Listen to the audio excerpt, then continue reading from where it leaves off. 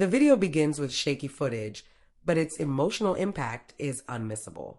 A tearful voice, belonging to a young black man named Jamal, reverberates through the recording. "I didn't do anything wrong. Why are you doing this to me?" Standing opposite him is his boss, Mr. Dan Thompson, a middle-aged man in a crisp suit, his face a mix of irritation and indifference. The confrontation escalates. Mr. Thompson dismissively waves his hand and says, "It's just not working out. You're not the right fit here." The video cuts to Jamal, holding a termination letter with trembling hands. As the video pans to capture his despondent expression, the scene transitions into silence, broken only by a murmur from a colleague in the background. We all know why this is happening. This 90-second clip, captured by an anonymous coworker, becomes the catalyst for a global conversation about racial bias in the workplace. Within hours, hashtags like Justice for Jamal and Stop Workplace Racism trend across social media platforms. The public outcry demands answers. Why was Jamal fired? What role did race play? And how did Mr. Thompson come to regret this decision so deeply? Jamal Williams, 27, had been a dedicated employee at Thompson and Company, a mid-sized marketing firm, for nearly 3 years. Known for his creativity and diligence, he'd earned respect from his colleagues and a reputation for consistently meeting tight deadlines. Yet, despite his contributions, Jamal's upward mobility within the company was consistently obstructed. Promotions promised to him were quietly given to others, and his suggestions in team meetings were often overlooked, only to be adopted later when echoed by someone else. Behind the scenes, Jamal endured microaggressions that chipped away at his confidence. Innocuous comments like, "You're so well-spoken," or questions such as, "Are you sure this is your work?" painted a subtle yet clear picture of the bias he faced. Despite the challenges, Jamal remained steadfast, hoping his hard work would eventually break through the barriers. On the morning of his termination, Jamal had submitted a pitch for a high-profile client that had the potential to elevate the company's standing in the industry. However, instead of receiving recognition, he was called into Mr. Thompson's office and handed the pink slip. The reason cited: a failure to align with the company's vision. The stakes of this story extend far beyond Jamal's personal experience. His unjust firing serves as a microcosm of the systemic discrimination faced by Black professionals in corporate spaces. Studies reveal that Black employees are disproportionately subjected to biased evaluations, denied promotions, and are often the first to be laid off during restructuring. For many, Jamal's story wasn't just an isolated incident. It was a mirror reflecting the struggles of countless individuals. The viral video became a rallying cry, igniting discussions about workplace equity and accountability. The focus of this script is not only to unravel the series of events that led to this viral moment, but also to explore the aftermath. The truth that emerged, the accountability that followed, and the personal and societal transformations that occurred as a result. As public scrutiny mounted, Thompson and Company faced a storm of backlash. Would the truth about Jamal's firing remain hidden? Or would the video serve as the first step in dismantling the prejudices embedded within the company? More importantly, what role would Mr. Thompson play in this unfolding drama? This is a story of bias, resilience, and the power of accountability in a digital age. One where a single video has the potential to dismantle lies and fuel a movement toward justice. Jamal's firing was not an isolated event. It was the culmination of years of microaggressions, systemic bias, and a workplace culture that marginalized voices like his. Though Jamal excelled in his role, his journey at Thompson and Company was fraught with subtle, persistent inequities that eroded his sense of belonging. From the moment Jamal joined the company, he noticed he was often held to a higher standard than his peers. While his white colleagues received praise for basic tasks, Jamal's exceptional efforts were either ignored or downplayed. In team meetings, his ideas were frequently dismissed, only to be celebrated when repackaged by others. On several occasions, he overheard whispers, "He's good, but does he really fit the company culture?" Then there were the microaggressions, the backhanded compliments disguised as flattery. Comments like, "You're surprisingly articulate," or questions such as, "Is English your first language?" underscored the unconscious biases that permeated the workplace. These incidents, while seemingly small in isolation, compounded over time, creating a toxic environment that forced Jamal to work twice as hard just to be perceived as competent. For Mr. Thompson, Jamal was always different. Although he never openly admitted to any prejudice, his actions suggested otherwise. He avoided one-on-one interactions with Jamal, often delegating feedback or performance reviews to others. When colleagues recommended Jamal for a promotion, Mr. Thompson would counter with vague criticisms like, "He's not leadership material," or "He doesn't seem fully committed." Mr. Thompson's decision to fire Jamal was not based on objective performance metrics, but rather on his discomfort with Jamal's growing presence. Jamal's latest project, a pitch for a high-profile client, had garnered attention from the company's upper management. For Mr. Thompson, this posed a challenge to his authority. To him, Jamal's success felt threatening, and rather than celebrate his accomplishments, he chose to eliminate the perceived threat. On the morning of his termination, Jamal was called into Mr. Thompson's office without warning. The atmosphere was tense, and the conversation felt rehearsed. "We've decided to go in a different direction," Mr. Thompson began, avoiding eye contact. Jamal, blindsided, asked, "Can you tell me what I did wrong?" Mr. Thompson replied vaguely, "It's not about your performance. It's about the bigger picture." The conversation ended with Mr. Thompson sliding a termination letter across the desk. As Jamal sat in shock, his co-worker, a junior staffer who had grown close to him, recorded the exchange from outside the office. That video, raw and unfiltered, would later become the evidence that exposed the truth. For Jamal, the firing was devastating. Professionally, it shattered his confidence and left him questioning whether all his efforts had been in vain. Personally, it felt like a betrayal not just from Mr. Thompson, but from the company he had poured his energy into. He packed his belongings in silence, avoiding eye contact with coworkers who watched uncomfortably, unsure of how to react. The video, initially shared among a small circle of employees, quickly gained traction after being posted on social media. Within hours, it had thousands of views, and by the next day, it had gone viral. People from all walks of life resonated with Jamal's pain.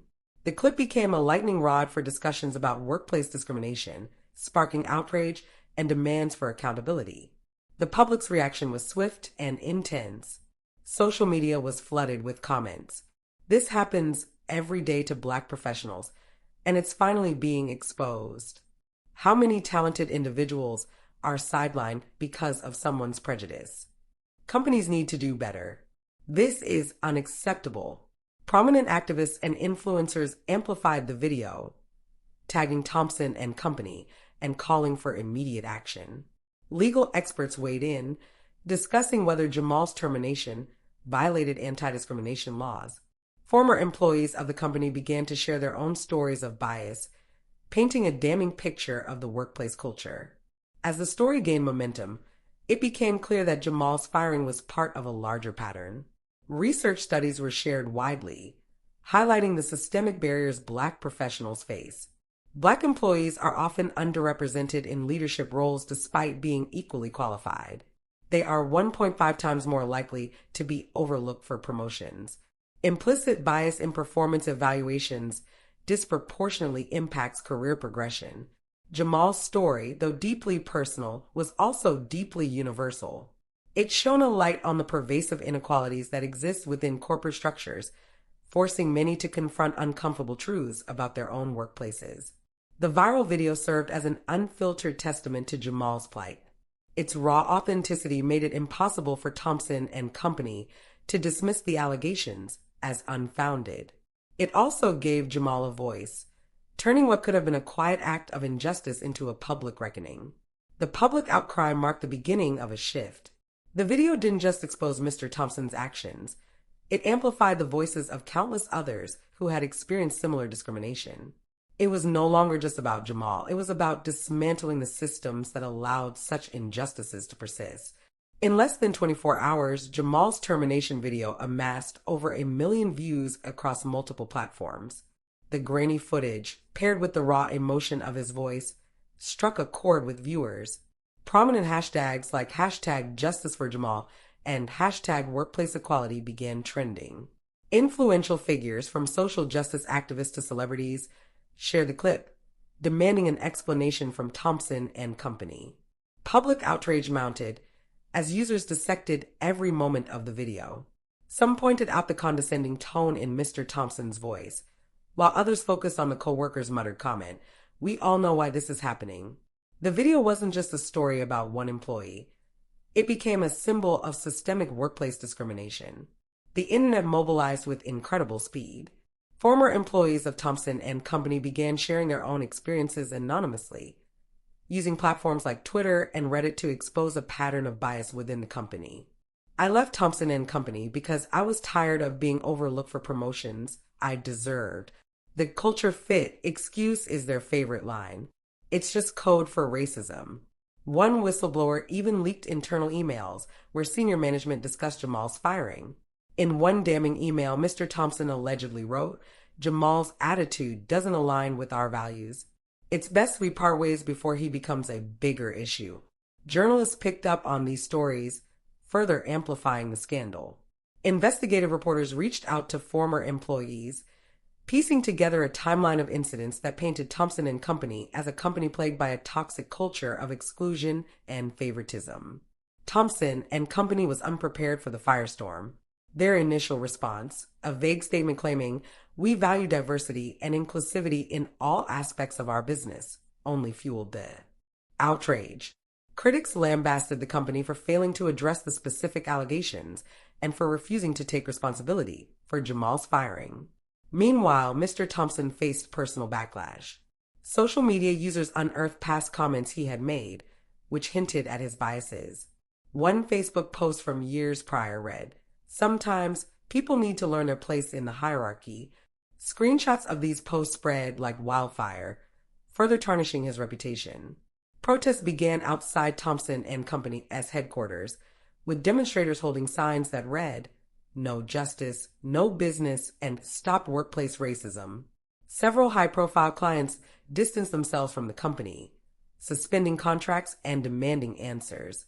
Journalists and activists worked tirelessly to dig deeper into the company's history. What they uncovered added fuel to the fire. Several Black employees had been terminated under suspicious circumstances, often with vague justifications similar to Jamal's. A review of the company's leadership team revealed an overwhelmingly white executive board, with no Black representation at the senior level.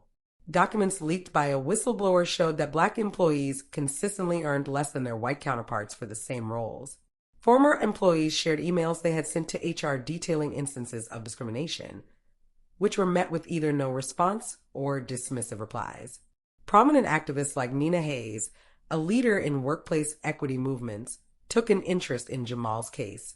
In an interview with a major news outlet, Hayes stated, "Jamal's experience is not unique, but his bravery in allowing his story to go public is. This is our chance to hold companies accountable and demand systemic change." Whistleblowers from within Thompson and Company also stepped forward, providing critical evidence that contradicted the company's claims. One employee anonymously shared, HR was told to create a paper trail justifying Jamal's firing after the video went viral. It was all damage control. Their contributions not only validated Jamal's claims, but also exposed the lengths to which the company was willing to go to cover up its actions. Amid the whirlwind of attention, Jamal found himself at the center of a movement.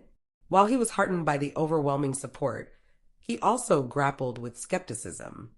Would this public outrage translate into real change, or would it fade as quickly as it had ignited? In interviews, Jamal remained composed but candid. "I didn't expect this to blow up like it did. All I wanted was to be treated fairly, like anyone else. If my story can help others, then maybe all of this wasn't for nothing." Jamal's lawyer, Monique Taylor, echoed his sentiments. "This isn't just about one man's fight for justice. It's about creating a precedent. Companies need to understand that they can't silence employees through fear or prejudice anymore." As public pressure mounted, Thompson and Company was forced to take more definitive action. The company announced an independent investigation into its workplace practices, led by an external consulting firm. While some saw this as a step in the right direction, others dismissed it as a performative gesture to quell public outrage. A pivotal moment came when an internal video of Mr. Thompson addressing his staff was leaked. In the video, he attempted to justify his actions, stating, "Sometimes tough decisions have to be made for the greater good of the company." The backlash was immediate. Critics accused him of deflecting responsibility and failing to acknowledge the racial undertones of his decision. As the investigation unfolded, public demands grew louder.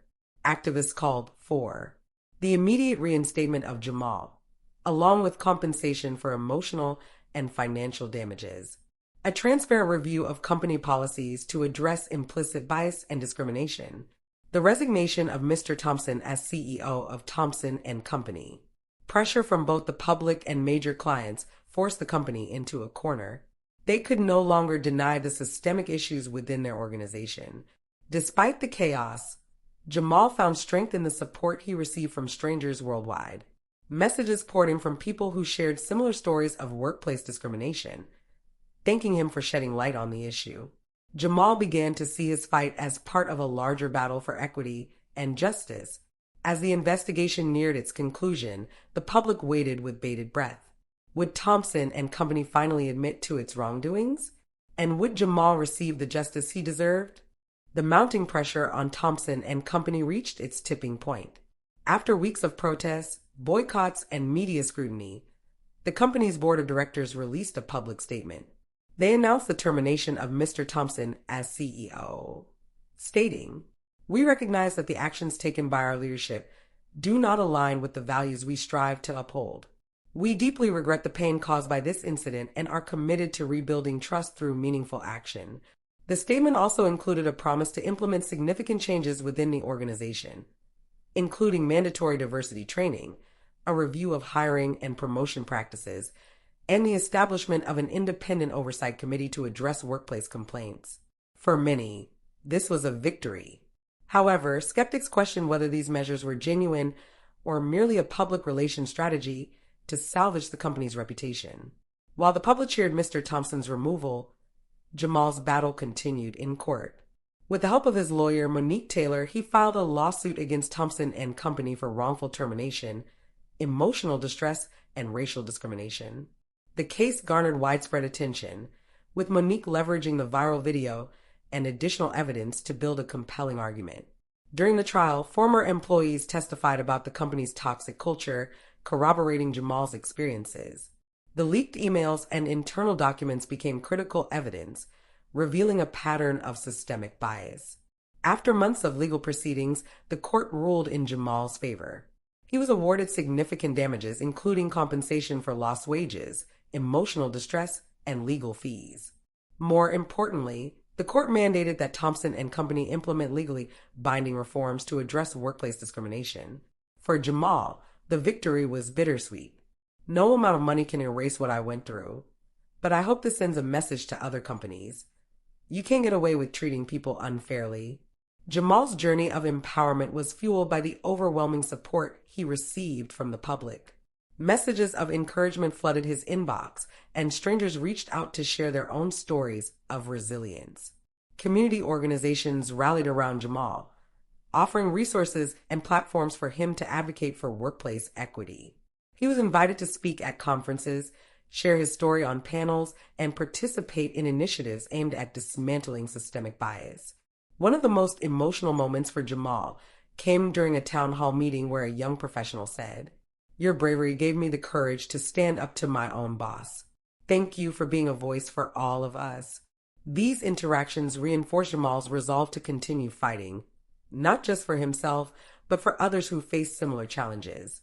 Under new leadership, Thompson and Company began implementing sweeping reforms to rebuild its reputation and ensure accountability. Some of the most notable changes included: the company partnered with external organizations to create a mentorship program for underrepresented employees. Leadership roles were restructured with a focus on promoting qualified individuals from diverse backgrounds. An independent HR panel was established to handle workplace complaints, ensuring transparency and fairness. The company introduced anonymous feedback systems, allowing employees to report issues without fear of retaliation. Thompson and Company pledged to publish annual diversity and inclusion reports, outlining progress and areas for improvement. The company committed to donating a portion of its profits to organizations advocating for racial equity. These changes, while promising, were met with cautious optimism. Activists stressed the importance of sustained effort, reminding the company that true transformation requires ongoing commitment. After his dismissal, Mr. Thompson largely retreated from the public eye. For weeks, he faced relentless criticism online, with many labeling him a symbol of entrenched workplace racism. However, in a surprising turn, Mr. Thompson eventually broke his silence. In an exclusive interview, he admitted, "I made decisions based on my own biases, and for that I am deeply sorry. Losing my position forced me to confront truths I had ignored for far too long." He revealed that he had begun attending workshops on racial equity and bias, seeking to educate himself on the harm his actions had caused. While some viewed his efforts as performative, others saw them as a sign of potential growth. Jamal, when asked about Mr. Thompson's apology, responded with grace. "I don't need his apology to move forward, but I hope he's sincere. Change starts with accountability, and if he's willing to learn, that's a step in the right direction."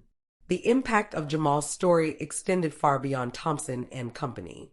The viral video sparked a national conversation about workplace discrimination, leading to tangible changes across industries. Several companies, inspired by the backlash against Thompson and company, began revising their own policies to address systemic bias.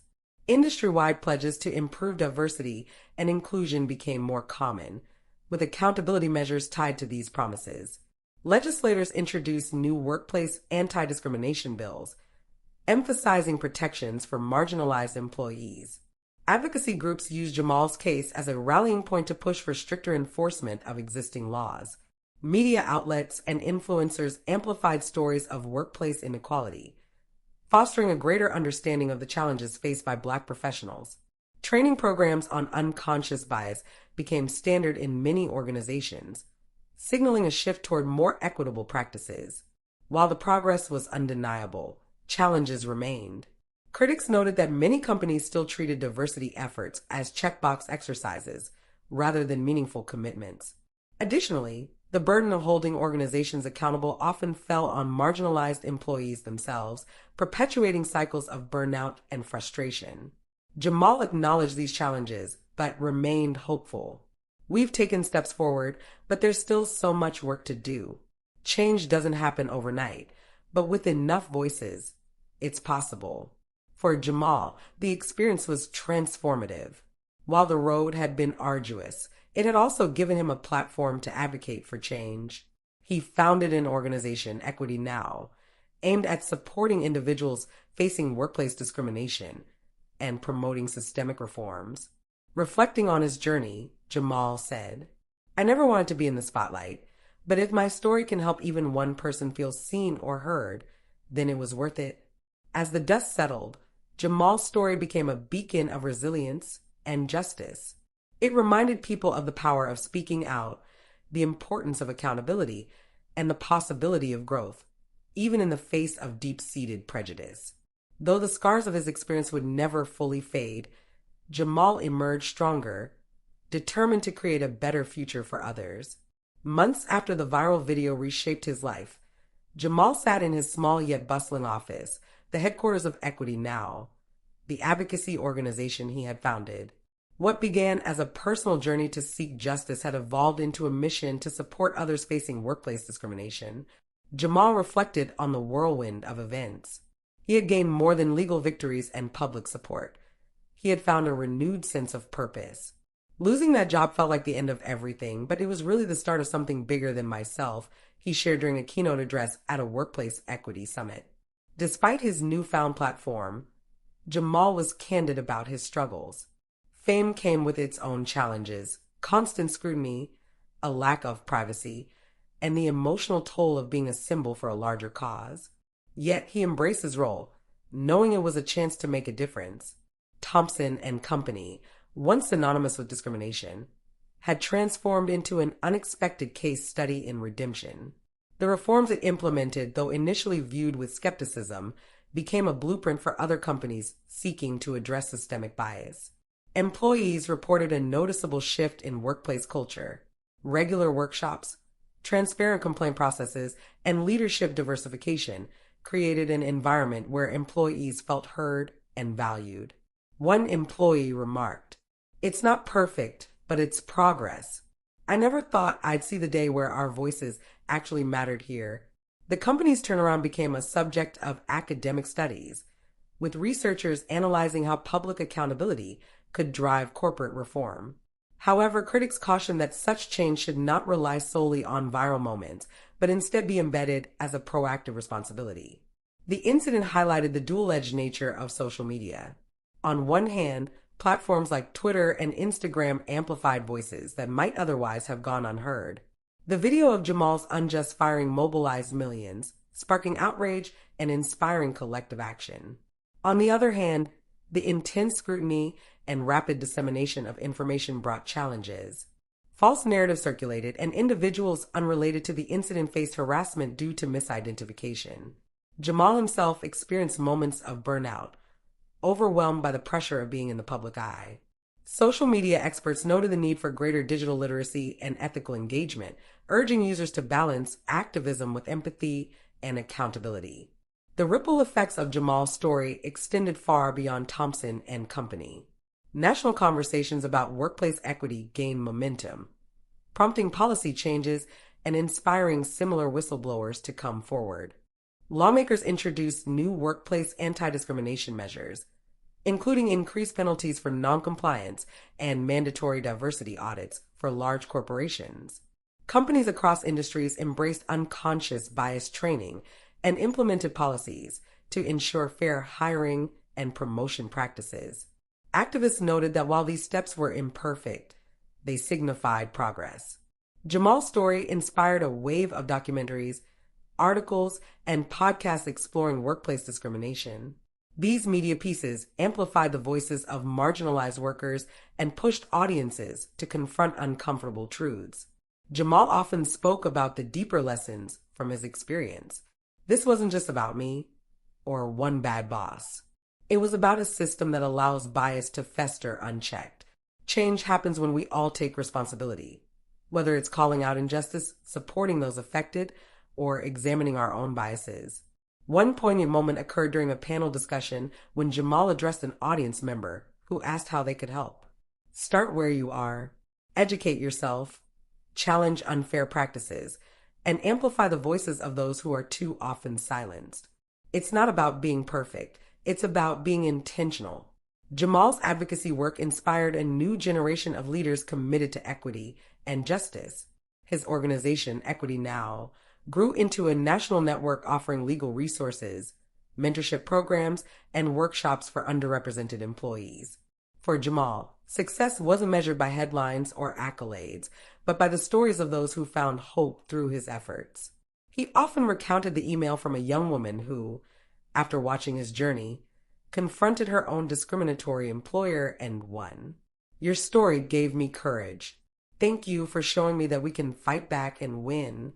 As Jamal's story drew to a close, its message remained clear. Individual actions, no matter how small, could spark collective change. He urged everyone to reflect on their own roles in dismantling bias, emphasizing the power of everyday choices to create a fairer society. In his final speech at a global equity summit, Jamal left the audience with these words: "Injustice thrives in silence. Speak up, stand up, and most importantly, lift each other up.